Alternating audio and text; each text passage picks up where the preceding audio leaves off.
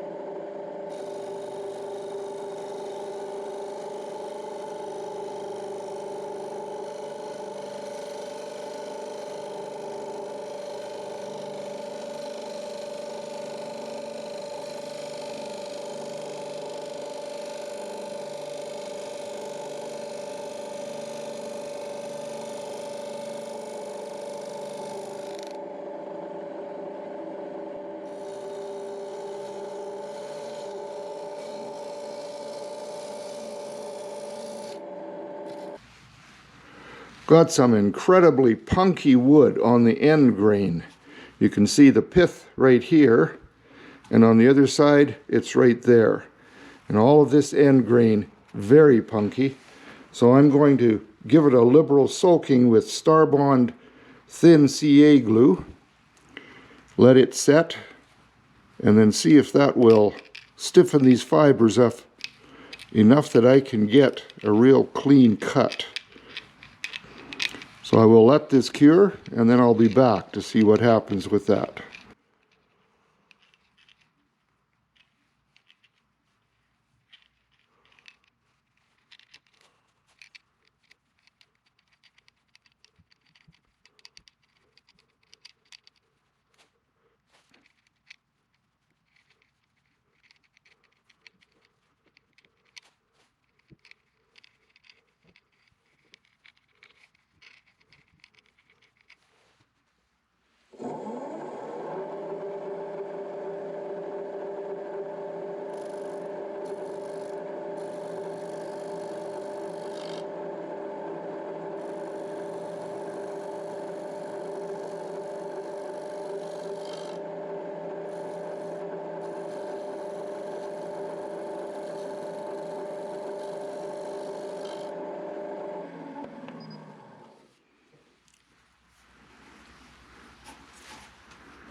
That does seem much firmer. All right, let's see if I can do a nice cut across there.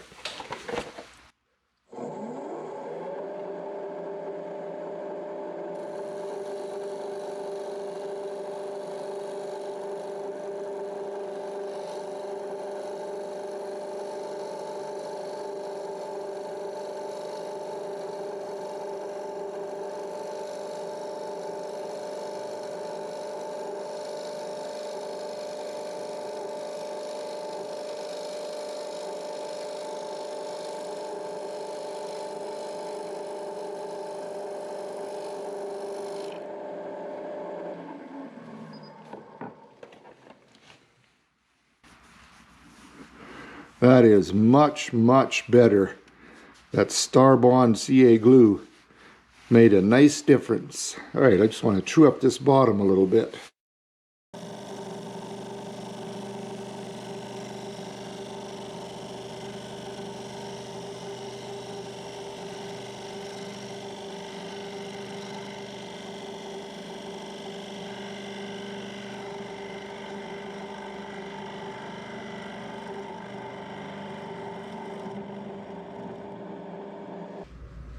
I'm going to be using 2-inch jaws, so I have my dividers set to 1 inch.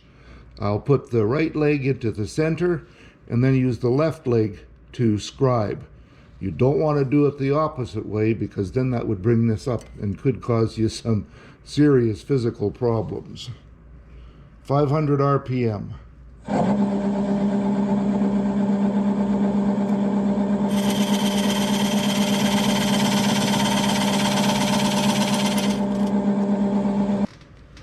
And now I will use these dividers that I have set to just come on the inside of this little area here, and that will give me an area between there and the mortise to do my pyrography work.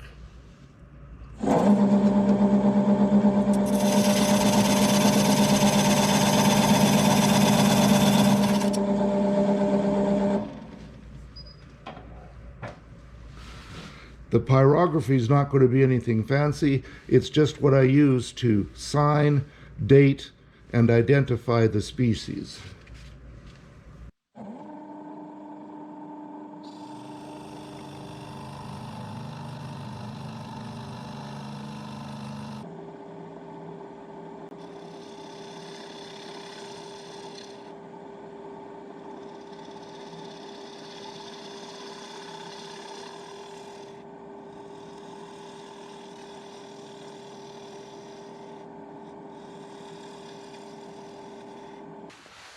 I wanted to use my skew chisel in here to just go in there and create the dovetail. But even at this 1/2 inch skew chisel, it's a little too wide. I don't want to end up turning in here. So I made one from an old screwdriver laying around, which is quite a bit narrower. And I'm going to see if I can make this work. I'll just push it in there and see if I can create that dovetail.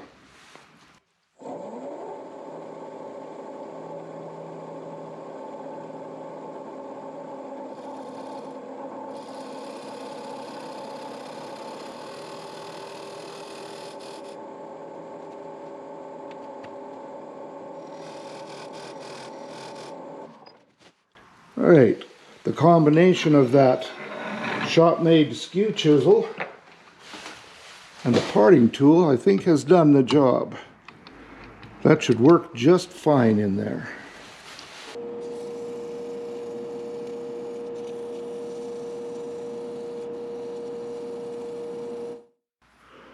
All right, I've got 3 coats of wipe-on poly on here, and I love the way it has made the colors pop in this Manitoba maple, which in the United States is known as box elder. But it's not as smooth as I would like it to be, so I'm going to use Axe abrasive paste to smooth it out nicely, and then I will use Axe polish restoring paste to really bring out the luster in it. So let's take a quick look at doing that.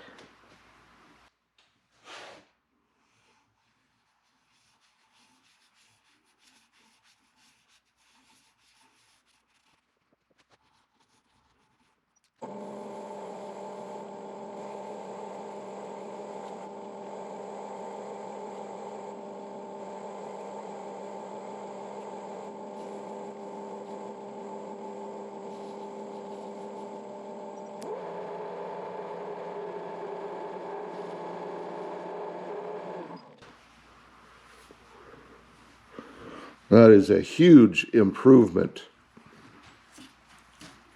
Now I'll go with the Axe polish restoring paste.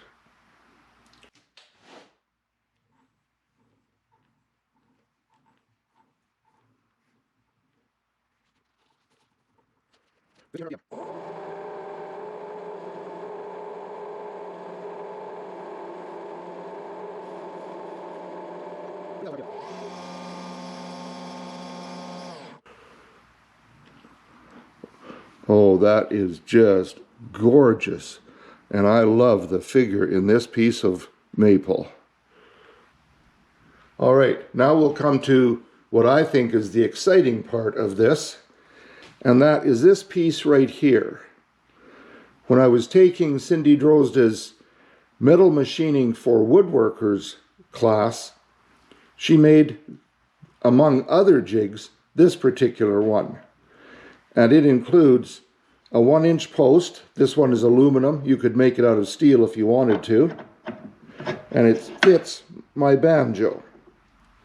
There's also a stop collar on here, so you can set it to the height you want. And I have pre-positioned it so that the center of this lines up with the center of the spindle. Now included with this are 3 drill guide bushings that are good for 1/4 inch, 5/16 of an inch, and 3/8 of an inch drill bits. And threading, in this case, the 1/4 inch guide bushing in there allows me to drill wherever I want to set this right toward the center. And I want to drill right on that ring that I made. And I want to have 1/2 inch between here and the bushing so that when I push it in, it will stop and it will have drilled in 1/2 inch. So if I check this, well, I'm out about a 32nd of an inch, but I can live with that. Now, of course, I can change this angle to anything I want. I could move it in this way and drill in here at a different angle, but I like this one. I think it will be looking all right. I can lock it, and now I'll be able to drill in there that 1/2 inch. And the really exciting part of this is that I didn't have to make this.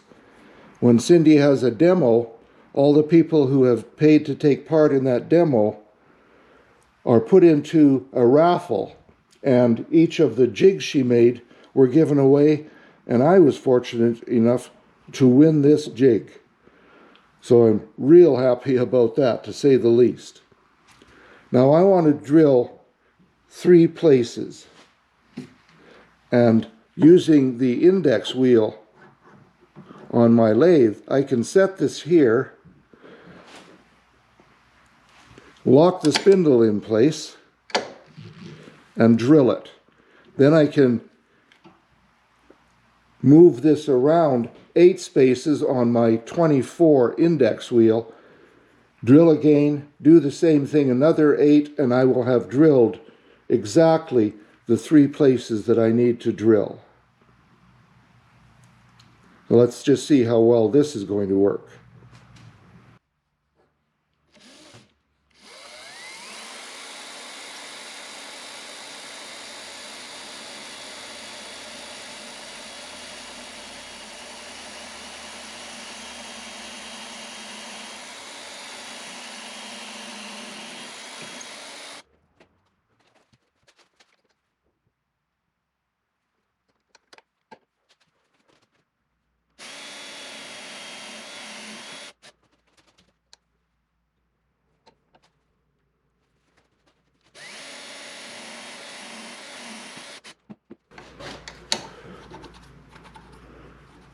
All right, I'm pleased with that.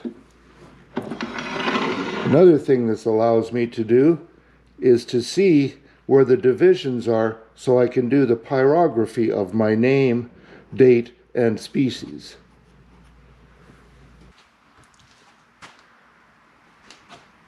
All right, now I should be able to take this off, put it in the chuck jaws, and turn the top and inside of this bowl.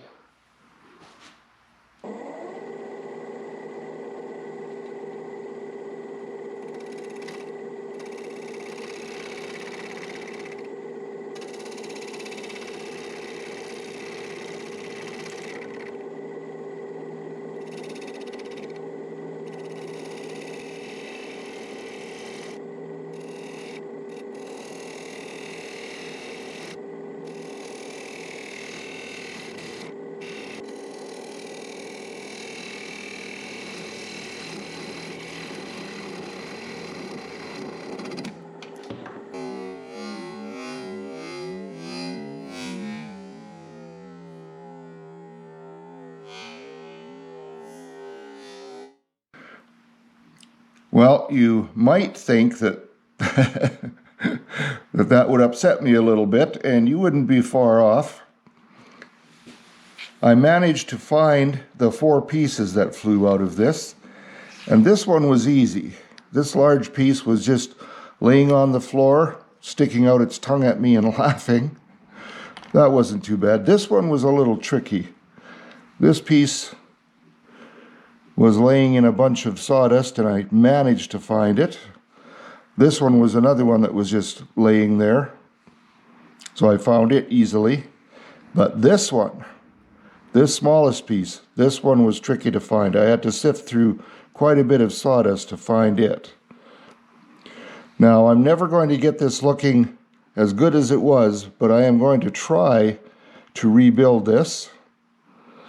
I'm going to use some Starbond thin CA glue, and I really like this glue, but the one problem is it's like water. It will run everywhere, so I have to try to be very careful how much I use.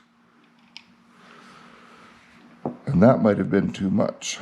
See if I can drain it off of the side there instead of down into the bottom. Now the trick will be putting this in without getting it stuck all over my fingers.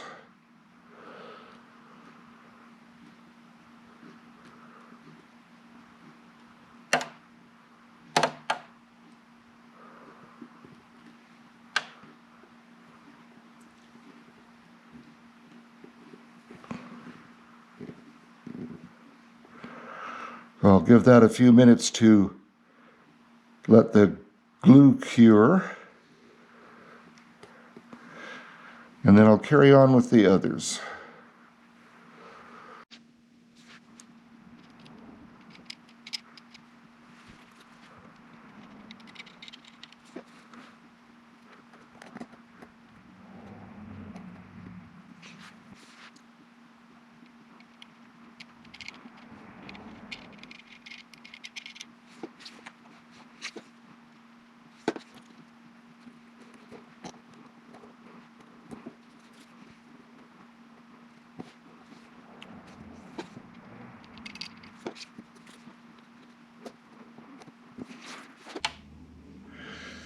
Well, this didn't work out too badly. It's far from perfect, but unless you're looking for it, for the most part, you won't see these cracks. There is, however, one spot right here. You can see that it did not stick down. Now, because this CA glue is so thin, I'm going to try pouring a little along that crack and hope it'll work down inside there, and then squeeze it shut. The one unfortunate thing is that the CA glue is undoubtedly going to get on this finish. So to try to take care of that, I am going to use acetone. And that's the reason I'm wearing this nitrile glove. You do not want to get acetone on your skin. It's toxic and a really bad idea. So let's see, first of all, can I get this CA glue to go along this crack? Yes, you can see I'm shaky. I always am.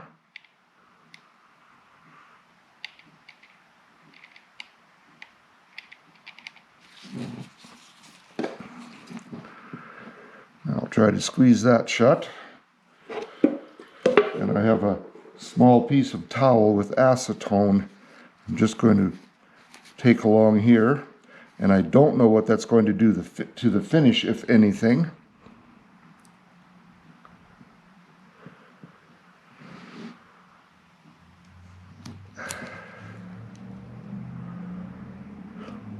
I will hold this for a few minutes and I will be back. Well, all right, this is not perfect, but I'm pleased with how well it did turn out. And if you have any doubts as to how well it turned out, stop over sometime and I will show it to you and let you see and feel for yourself. So now, I guess I better see just how I can put that back on the lathe and turn this out. All right, it looks like I did get possibly a bit of a catch there, causing that to jump out of the jaws and break the bottom.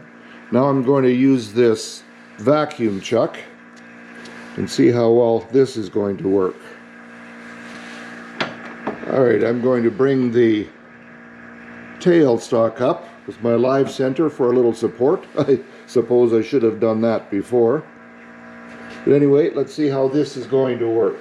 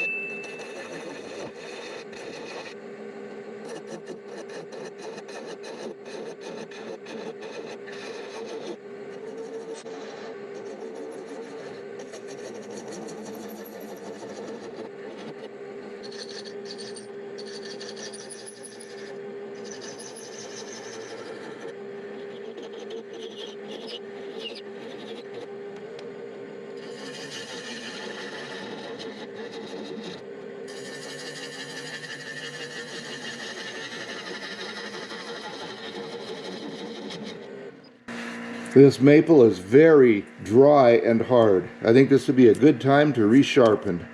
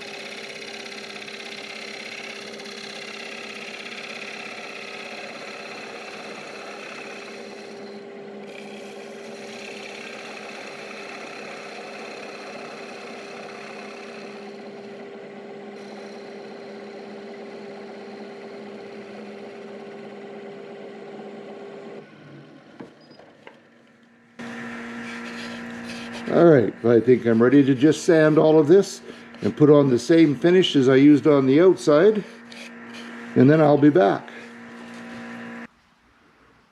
All right, I am very pleased with the finish on this. Lovely, smooth, great figure inside. Now I guess it's time to start figuring out the legs for this little puppy.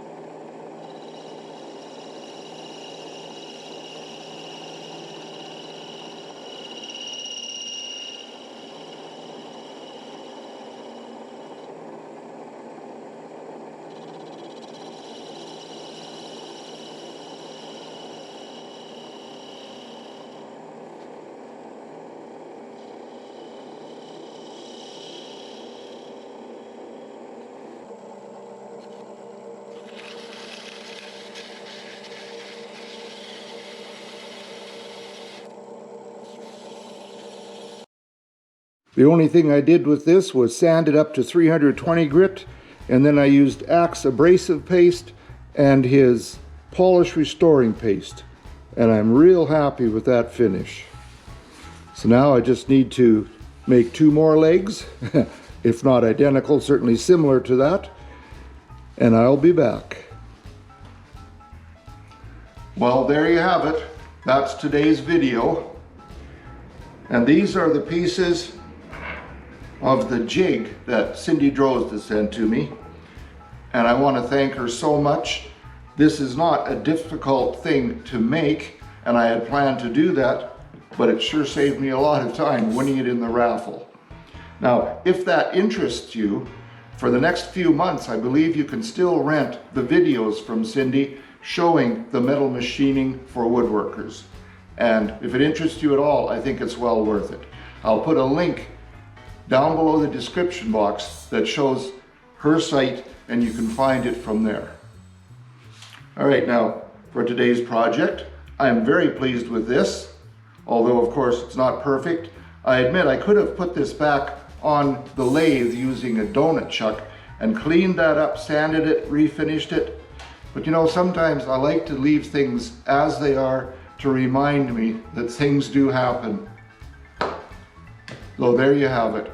I hope you enjoyed this. Hope you got something out of it. If you did, please click the like button. Let me know I'm doing something right. Leave a comment if you want. If you have any questions, I try to answer them. Any suggestions? Kind suggestions. Always appreciate those. And if you'd share this out with others, I really appreciate that. Helps my channel a lot as well. So thank you again for showing up today. I hope you'll come back next time. And between now and then, have a great day in your shop and be safe. Bye-bye now.